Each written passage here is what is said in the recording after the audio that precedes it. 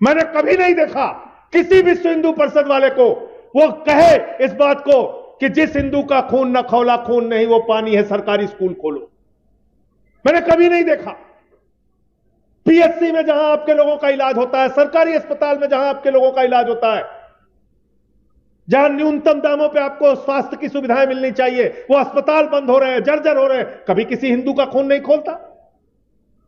कभी नहीं कहते कि भाई इनका आरक्षण का हक मारा जा रहा है, इनके बच्चे स्कूल में पढ़ कैसे पाएंगे, उनको तो मिड डे मील की सुविधा कहां मिलेगी प्राइवेट स्कूलों में, आप सरकारी स्कूल क्यों बंद कर रहे हैं। कभी किसी हिंदू का खून खोलते मैंने नहीं देखा कि आरएसएस वाले, विश्व हिंदू परिषद वाले, बजरंग दल वाले निकल रहे हैं और कह रहे हो कि नहीं नहीं साहब मोदी जी हम आपको सरकारी स्कूल बंद नहीं करने देंगे। ये देखा आपने?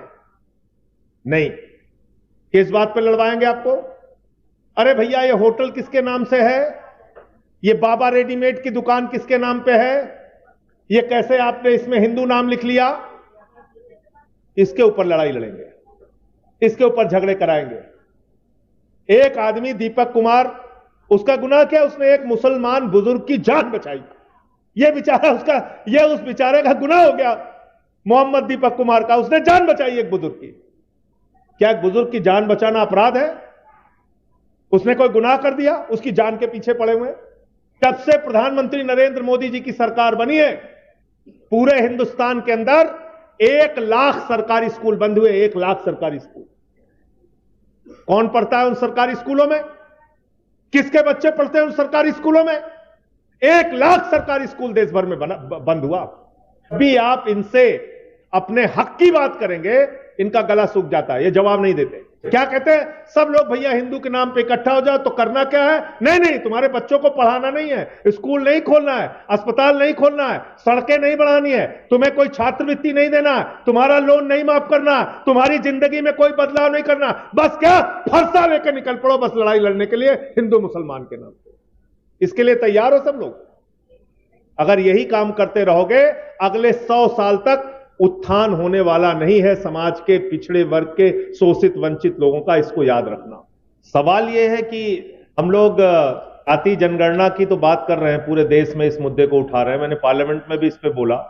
आपने नॉट फाउंड सुइटेबल का मुद्दा उठाया, मैंने उस पर भी पार्लियामेंट में बोला कि भाई ये एक अच्छी कैटेगरी आपने निकाल के रखी है कि जिसको भी पोस्ट नहीं देना है, अन्याय करना है, आरक्षण का लाभ नहीं देना है, तो एक कैटेगरी है भाई नॉट फाउंड सुइटेबल, किनारे हटो। अब सवाल यह है कि अब कुछ के बावजूद वो करते कुछ नहीं, क्यों? इसके पीछे की वजह यह है कि वो चुनाव जीत रहे हैं। राजनीति के आदमी को डर तभी लगता है जब वो चुनाव हारते हैं। तो वो जानते हैं कि पिछड़े समाज के लोग हों, SC ST समाज के लोग हों, वो इकट्ठे तो है नहीं,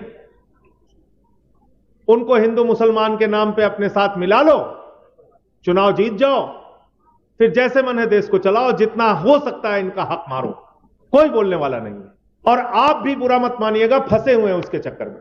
बस आ जाते हैं चुनाव के टाइम में, जिस हिंदू का खून न खौला खून नहीं वो पानी है।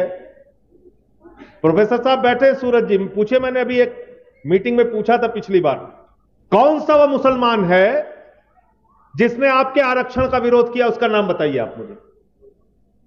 किसी ने किया क्या? किसी मुसलमान ने आपके आरक्षण का विरोध?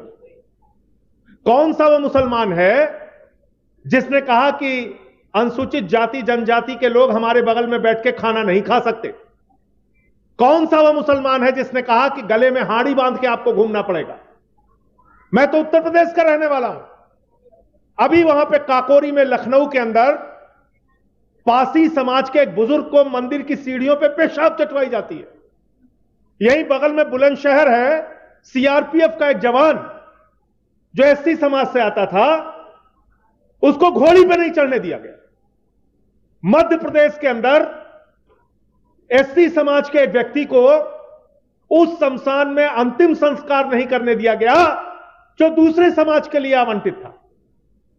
SC समाज के व्यक्ति को सड़क पर बिहार के अंदर अंतिम संस्कार करना पड़ता है। अभी कुछ महीनों पहले की घटना है। और आपको कहते हैं हिंदू हिंदू हिंदू हिंदू के नाम पे सब लोग इकट्ठा हो जाओ, चलो मुसलमानों से लड़ो, हमारा साथ दो।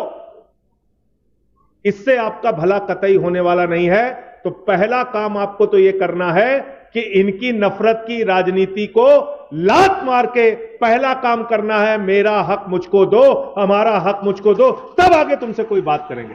तुम तो हिंदू मानते ही नहीं हमको, और जब मैं ये बात कहता हूं कि तुम हिंदू नहीं मानते हमको, तो इसका इतिहास है। और यह बात भी मैंने संसद के अंदर पूछी थी कि 100 साल से ज्यादा हो गए आरएसएस को बने, याद रखिएगा इस बात को। 100 साल से ज्यादा हो गया राष्ट्रीय स्वयंसेवक संघ को। एक भी दलित, एक भी पिछड़ा, एक भी एससी एसटी समाज का व्यक्ति आज तक आरएसएस का प्रमुख नहीं बना। 100 वर्षों में, 100 वर्षों में। और भारतीय जनता पार्टी इतनी पुरानी पार्टी हो गई, इसके पहले जनसंघ था, इन्होंने एससी समाज के एक व्यक्ति को अपना राष्ट्रीय अध्यक्ष बनाया, कोई इनका एससी समाज का व्यक्ति राष्ट्रीय अध्यक्ष नहीं बना। लेकिन आप ऐसी पार्टियों के पीछे गुणगान करने में लगे हुए हैं जो हर दिन संविधान की धज्जियां उड़ाने का काम करते हैं, जो हर दिन आपके हक को मारने का काम करते हैं।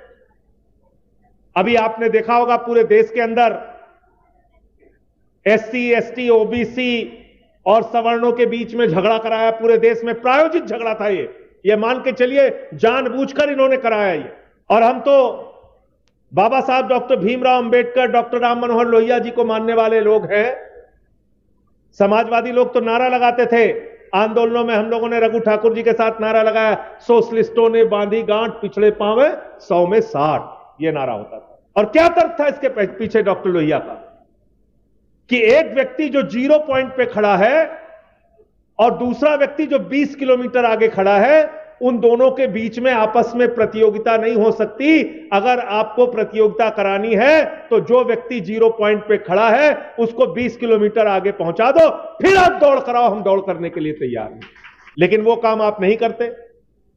छुआछूत, भेदभाव, हक मारने का काम। मुझसे बहुत जजेस नाराज हो गए, लेकिन मैं चिंता नहीं करता इस बात की। आप नाराज होते हो, कोई बात नहीं। मैंने एक बार संसद में सवाल पूछ लिया कि जरा आप बताइए कितने जजेस हैं हिंदुस्तान के अंदर जो एससी, एसटी, ओबीसी से आते हैं। गला सूख गया सरकार का, हकलाने लगे, आवाज ही नहीं निकल रही थी। मैंने कहा भैया बताओ ना कितने आते हैं हाई कोर्ट और सुप्रीम कोर्ट में जजेस एसटी, एसटी, ओबीसी से।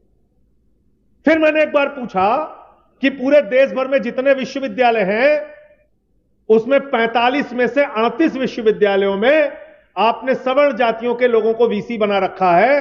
क्या आपको पिछड़े समाज के लोगों में, एससी, एसटी में आपको कोई भी व्यक्ति इस योग्य नहीं लगता कि वो वाइस चांसलर बनाया जा सके? फिर उनका गला सूख गया।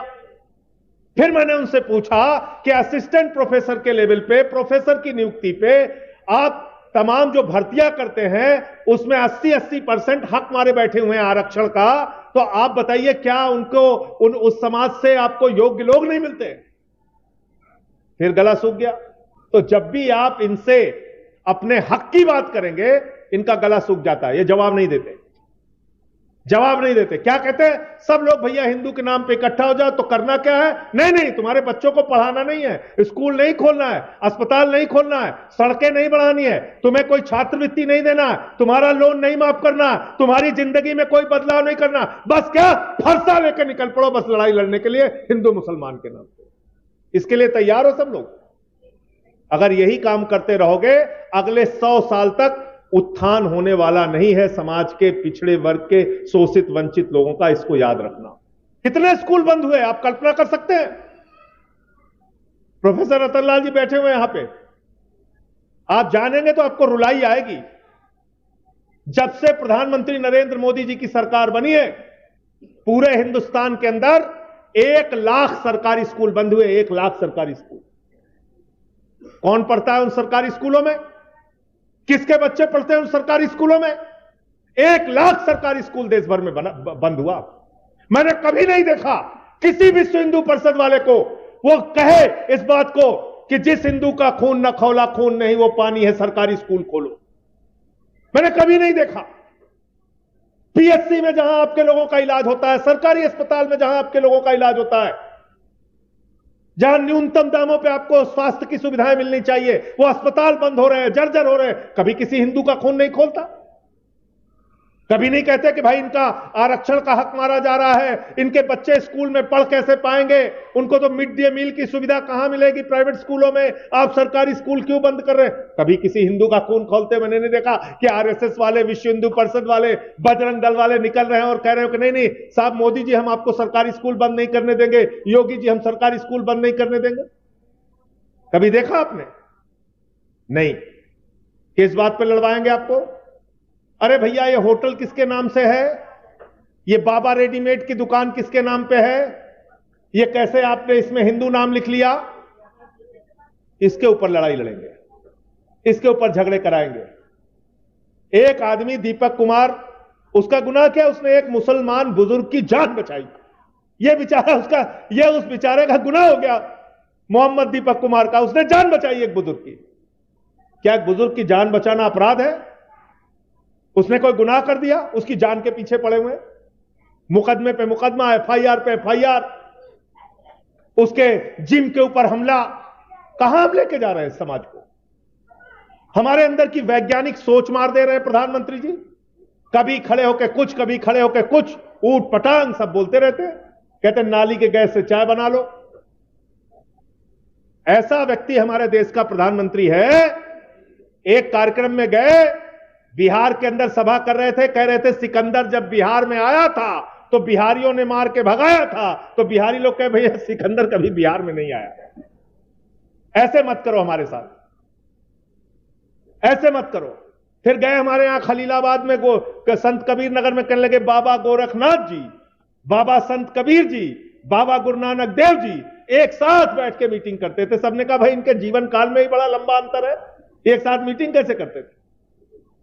तो कुछ भी प्रधानमंत्री बोलते हैं, कुछ भी बोलते हैं, कहते ताली बजाओ कोरोना ठीक हो जाएगा, थाली बजाओ कोरोना ठीक हो जाएगा, दिया जलाओ कोरोना ठीक हो जाएगा, अपने घर की बिजली बंद कर दो कोरोना ठीक हो जाएगा। मैंने तो संसद में कहा था हम लोग घर ही नहीं जाएंगे, यही संसद में रहेंगे और चलो सब लोग लाइट बंद करके बैठते हैं, कोरोना ठीक करके दिखाओ। तो आपकी वैज्ञानिक सोच को मारा जा रहा है, सोचने समझने की शक्ति को मारा जा रहा है। तो हमारे सोचने समझने की शक्ति को प्रधानमंत्री और भारतीय जनता पार्टी और इनका जो मातृ संगठन है आरएसएस, वो खत्म कर रहा है। इसलिए जो नारा कांसीराम जी ने दिया था, जो नारा डॉक्टर राम मनोहर लोहिया जी ने दिया था, जो नारा मधु लिमये जी ने दिया था, जिसकी जितनी संख्या भारी उसकी उतनी हिस्सेदारी, इस पे आना पड़ेगा, इस पे आना पड़ेगा। और जाति जनगणना तो आपको करानी पड़ेगी कई कारणों से। एक कारण यह कि आरक्षण की व्यवस्था जातियों के संख्या के आधार पर मिल रही है कि नहीं मिल रही है, नंबर एक। और दूसरा कारण यह कि तमाम कल्याणकारी योजनाओं का लाभ उन जाति, उन वर्ग के लोगों को मिल रहा है कि नहीं मिल रहा है, नंबर दो। और नंबर तीन, जो चुनाव में तुम दादागिरी करते हो, सीना ठोकते हो, हम इनका हक मारेंगे, तुम्हारी जमानतें जब्त कराने के लिए कितनी संख्या है पिछड़े वर्ग के लोगों की, शोषित वंचित समाज के एससी एसटी लोगों की, वो बताने के लिए। कहते साहब हम जाति जनगणना नहीं कराएंगे। अभी हमारे यहां दिल्ली में आपने देखा होगा, कुत्तों को लेकर बहुत बवाल हुआ था कि नहीं हुआ? DN सिंह जी, हुआ था ना? कर्मचारियों से क्या बोले, अब आप लोग गली में घूम घूम के पढ़ाई छोड़ के सारे टीचर कुत्ता गिनेंगे। बोले थे कि नहीं बोले थे? बोले थे कि नहीं बोले थे? कुत्ता गिनेंगे, लेकिन इंसानों की गिनती नहीं होनी चाहिए। हम इस बात का विरोध करते हैं, इंसानों की गिनती करो, हमको बताओ हम कहां पर खड़े हैं और उसके आधार पे हमारा हक हमको दो। ये बात बार बार हम लोगों को बोलनी पड़ेगी। और जैसा प्रोफेसर साहब ने, सूरज जी ने कहा, आपका जो भी आंदोलन पहले भी हुआ है उसमें भी आपके साथ खड़ा था, संसद के अंदर भी आपके साथ खड़ा रहता हूं, सड़क पर भी जो लड़ाई आप बनाएंगे उस लड़ाई में कंधे से कंधा मिलाकर आपके साथ खड़ा रहूंगा। एक ही बात का, एक छोटी सी बात जो आपसे किसी कारण से चूक रह गई है, और राकेश यहां पर है इसलिए विशेष तौर से मैं कहना चाहूंगा, इस पूरी तस्वीर में डॉक्टर राम मनोहर लोहिया जी की तस्वीर नहीं है। ये गलती है तो इसको आगे से ध्यान रखिएगा। कोहली साहब भी हैं, उन्होंने समाज के शोषित वंचित वर्ग के लिए जीवन भर मरते दम तक लड़ाई लड़ने का काम किया। तो इसलिए नहीं, वो ठीक है, लेकिन उनकी भी तस्वीर यहां होनी चाहिए थी। ये मेरी एक छोटी सी शिकायत है, विनम्र शिकायत है। कोई, मैं समझता हूं कोई चूक रह गई होगी, इसका आगे ध्यान रखिएगा। बहुत बहुत शुक्रिया, बहुत बहुत धन्यवाद।